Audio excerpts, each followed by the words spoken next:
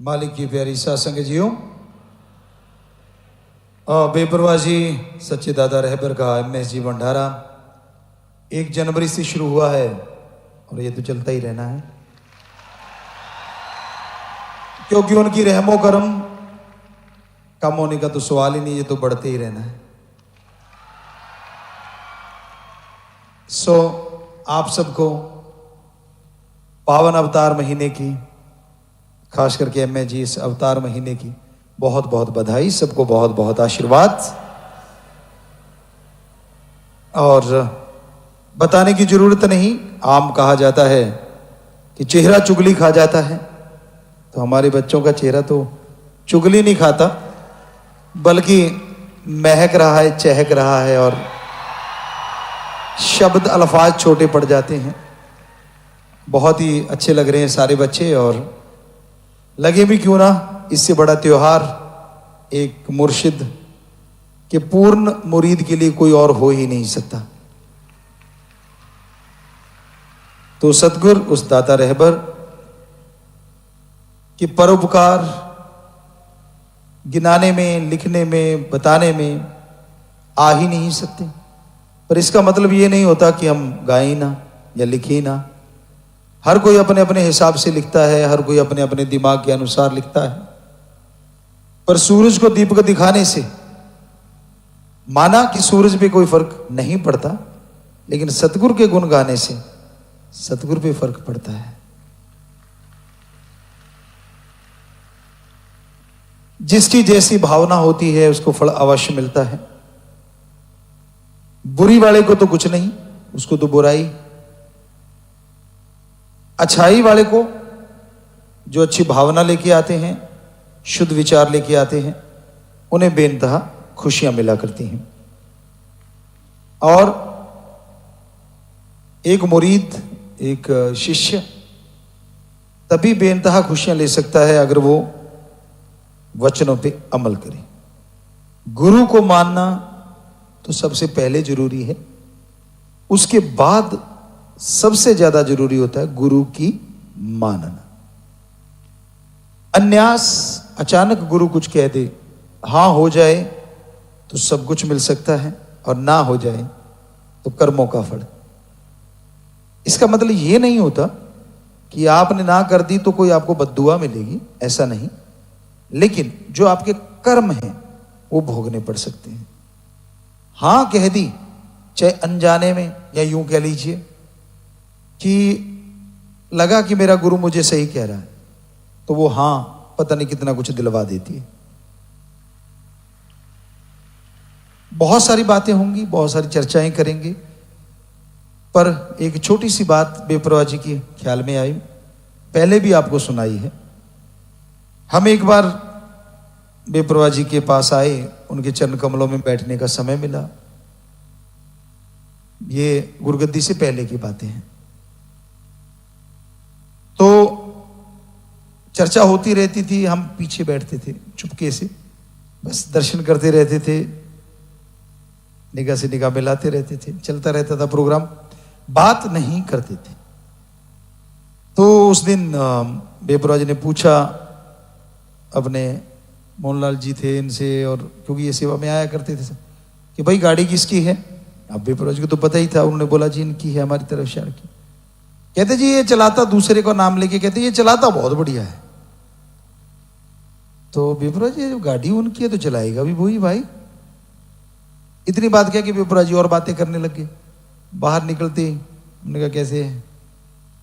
कारण ये था कि वो चलाता था 60 पे 40 पे, और हमारा शुरू से बेपरवाह जी ने जैसा था कि अगर गियर लगे तो इनका काम भी तो लेना है। ये थोड़ी है कि पहला है तो चौथा लगाना ही नहीं। तो हम थोड़ा तेज चलाते थे, तो वो कहता जी अब तो मोहर ही लग गई, अब तो मेरे तो पंजाबी जी कहते कुत्ते फेल हो गए। वो साइकिल चलाते चलाते ना, जो पुराने हैं वो जानते हैं, आज के बच्चों ने कभी देखा हो शायद, जिनके, क्योंकि हमारे तो साइकिल भी था, साइकिल चलाया करते थे बहुत शौक से। वो चलाते चलाते चलाते चलाते वो ना काम ही छोड़ जाता था, ऐसे ही घूमता रहता था, साइकिल आगे नहीं बढ़ते। उन्होंने कहते कुत्ते फेल हो गए। तो कहता जी मेरे तो कुत्ते फेल हो गए, मतलब कि आपको चलाना पड़ेगा। हमने कहा वो जो करता है सही होता है। तो वहां से हम निकले मस्ताना जी धाम से। यहाँ अब शास्त्रनाम जी नगर वो बना हुआ है, और उसके पास तब तो दुकानें या कुछ थोड़ा बहुत वैसे लगा लिया करते थे। तो वहाँ से जब निकले तो नेचुरली हमारा बैठते ही तेज करते थे गाड़ी। तेज करी तो सामने से एक ट्रैक्टर आ रहा था, यानी हम लेफ्ट से जा रहे थे तो शहर की तरफ से राइट से आ रहा था। तो उसने माँ के बेटे ने जर्दा लगाना होगा, और जर्दा लगा के ऐसे ऐसे करके ताड़ी मारनी थी, स्टीयरिंग छोड़ दिया और टायर आगे खड्डा था, गड्ढे में जाके लगा।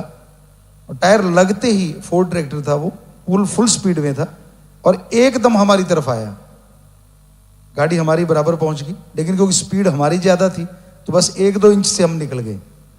आगे हमने ब्रेक लगा के कहा, चला पता तेरा वाला बेली होता तो यहीं रगड़ देते। तो हमने कहा ये सतगुरु के वचनों का कमाल है। उन्होंने कहा था जिसकी गाड़ी वही चलाए, तो ये ठप्पा नहीं लगा, आज ये जिंदगी बचाई है सतगुरु ने। साधारण वचन सोचो कि ये तो साधारण है, संतों का कोई साधारण वचन नहीं होता। हर वचन में राज छुपा होता है। समझने वाला उल्टा ले गया तो गड़बड़, ना मानी तो संतों की तरफ से कोई गड़बड़ नहीं, पर अपने कर्मों का फल भोगना पड़ता है। तो ये बेपरवाह जी के रहमो करम की आपको बात है। हमारे साथ तो कदम कदम पे उनका रहमो करम पता नहीं कितना है, बता ही नहीं। वैसे सत्संगियों के साथ है, हमारे बच्चों के साथ, हमारी तो फिर बात ही अलग है, क्योंकि उनकी रहमत ही इतनी ज्यादा है। क्या कोई समुंदर को गिलास में डाल सकता है? क्या कोई बाजू मंडल को एक गुब्बारे के अंदर बंद कर लेगा? कभी नहीं। तो उसी तरह अपने मुर्शिद कामिल, अपने सतगुरु के गुणगान गाए ही नहीं जा सकते। ये इतिहास गवाह है, आज तक कभी नहीं हुआ कि गुरु ये कहे कि मैं था, मैं हूं, मैं ही रहूंगा।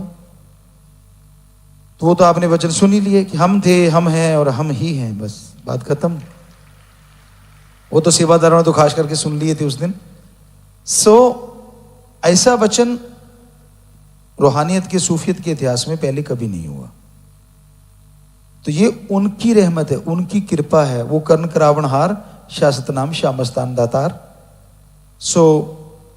खुशी मनाओ, लेकिन हमेशा एक बात याद रखो, जब डेरे में आते हो कम से कम तब आपकी जो भावना है ना 100% शुद्ध होनी चाहिए। बुरा ना मनाना, भावनाओं पे कंट्रोल करो। तब मैं क्या हूं, मैं कौन हूं नहीं, मैं कहां हूं और किस लिए हूं, यह ज्यादा जरूरी है।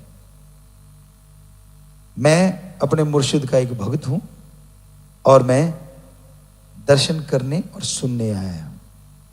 यहां अगर सीमित हो जाएगा अर्जुन की आंख वाली बात, वो तीर वाली, तो फिर पूछो मत जो नजारे मिलते हैं। हो सकता है सामने भी कुछ नजर आ जाए, अंदर भी कुछ नजर आ जाए, अंदर की जरूरत ही ना पड़े, कुछ भी हो सकता है। इसलिए वचन सुनो और अमल किया करो। क्यों, किंतु, परंतु, ये नहीं, वो नहीं, हमें लगता है इनको छोड़ देना चाहिए। भंडारे के दिनों में आप अपने आप से पूछो कि हमें ये छोड़ना है, और फिर पर्ण किया करो। MAG अवतार मां के उपलक्ष्य में साथ संगत निवन पर्ण करना चाहती है। दूसरों की बुराई देखने के बजाय अपनी बुराई देख के खुद दूर करेंगे, सुमन करके। ठीक है, हाथ खड़ा कर लें और नारा लगाएं, मालिक इसमें आपकी मदद करे और आशीर्वाद, नई नई खुशियां दे, दया में रहमत के समुद्र भेजे। आशीर्वाद बेटा, मालिक